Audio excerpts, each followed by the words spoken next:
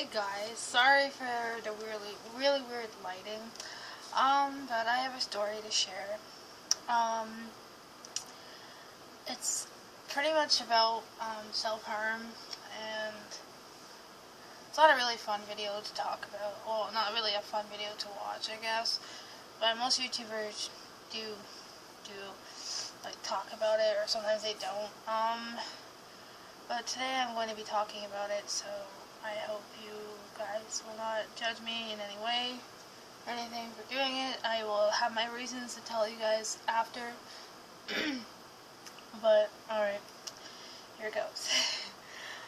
When I was 13, and between 12 and 13, I met this, I thought at the time, my boyfriend at the time, I thought he was really sweet and funny, but he wasn't really, in the beginning of the relationship it was fine. Everything was, great until I broke up with him and went out with a different dude after that. I was only 12, I never really knew what committing to a relationship was, because my brain was still developing everything. So, yeah, but when I was 13, I was pretty much, with, everybody at my friend. I started school, I started high school, and I met this guy in Milton Academy, and he was an okay dude for a while, and I thought he was the most greatest person I ever met, and I thought things were going to change, because my first relationship didn't really work out at the time, but, yeah. I thought nothing was going to happen. I didn't know if anything was going to happen, so between us dating for, so as the months passed, we got closer and everything, and I told him everything that I opened up to him, because I thought I could trust him. I thought he was a sweet guy, you know what I mean, and he wasn't. As the months progressed, he started to look through my iPod. He started to look through all of my personal accounts. He started asking me for my account username and all that, like my Kick and my YouTube and everything else. He wanted to make sure I had everything so that way I could show him that I wasn't cheating on him or whatever. And I just didn't really think of it as him controlling me. I just thought it was not gonna, last. I just didn't know how to, manage it at the time. So I kind of, just blew it off like it was nothing. And then he started controlling about the way I dressed and how the way I wore makeup and everything else. He thought that it was... At the time, I didn't know he was really... Sorry, I'm, really, trying to remember this all. At the time, he wasn't really, supportive. He was more, controlling and everything, and I didn't really like it. And at the time, my mom was diagnosed with cancer, and she never really, had the whole, I wasn't even allowed to see her for, a little bit. I had to always go over to his house, otherwise he'd call me constantly, every day. It was an everyday thing. He'd always call me and everything, and I didn't know what to do, and my mom would always, tell him to stop calling, and he wouldn't stop calling until I answered the phone. And then afterwards, I'm well, after a few months later, he started to hit me, but I'm not going to put a pity party out there. I self-defended myself and told him. I hit him back because I didn't know what to do. I kind of froze. I didn't know what the fuck was going on. I didn't know what was happening. I was just blown away to why he would put his hands on a woman. First off, why he would put a hand on a woman in the first place. Some men out there are really not some men are really sweet, but depending on who you meet, I didn't even know this guy was a person that would hit a woman. Like, I didn't even know, and that happened.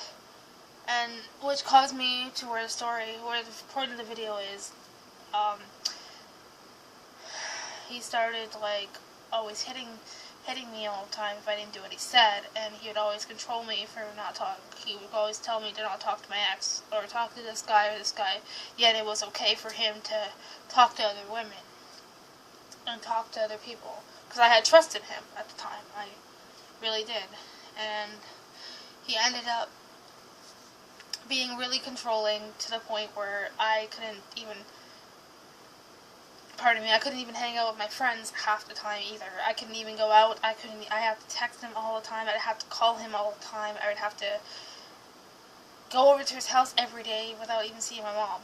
Like, it was that bad. And afterwards, after a long while, it was kind of scary. It was kind of like I was kind of getting scared, and so I started self-harming myself. I started self-harming myself when I was like 13. I started using earring pieces that would go in your ear, and I started using it, and I started going like that, like picking at my skin. I didn't really know what it was. I really didn't know it was self-harm till a few years later. But I started self-harming for like a few months, and then my friends started to notice that my wrists were all full of it, and I will show you the scars later on in the video. So it started to just me being, picking at the skin and just like cutting, pretty much. Before it led to me using razors, I just started using earring studs or whatever that go in your ear, and I just started picking at it. At the time, it didn't really hurt.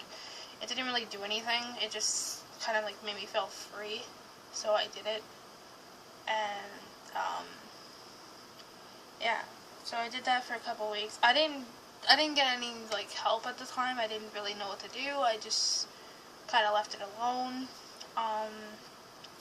But then I opened up to a teacher and asked. Well, I was stupid at the time. I told one of my friends, my closest friends, to not tell anybody that I was self-harming, because I wanted to tell her that I self-harmed and everything. So I told her, and then she just said, well, I'm going to tell somebody about it because it's something that you shouldn't do, and it's something that can lead to a big problem. I didn't want her to tell anybody at the time because I didn't really want it to be public. So after that, I ended up telling the person at the Oasis at the time, because I attended school at Massey-Vanier in Quebec before I moved to Ontario. And I talked to him and I asked him, well, would it be okay if I get like some help with the self-harming? And he said, yeah, I'll book you to see a psychologist at school every 2 weeks or so to check up on you. So I went to go see a psychologist. Her name was Amanda. She was pregnant at the time, and I was talking to her, and she was talking to me about like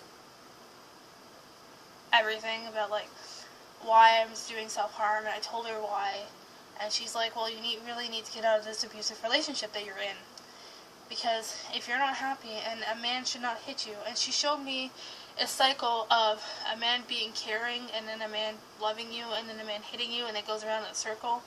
I don't know if all you girls that self-harm or whatever know that, but this is what the method that she told me about to follow. And yeah, so she pretty much told me that if I like self-harming can like cause a lot of problems. It can cause you to bleed to death if you hit the wrong vein, like right here. Say if you hit there, you can cause yourself to bleed like a lot more.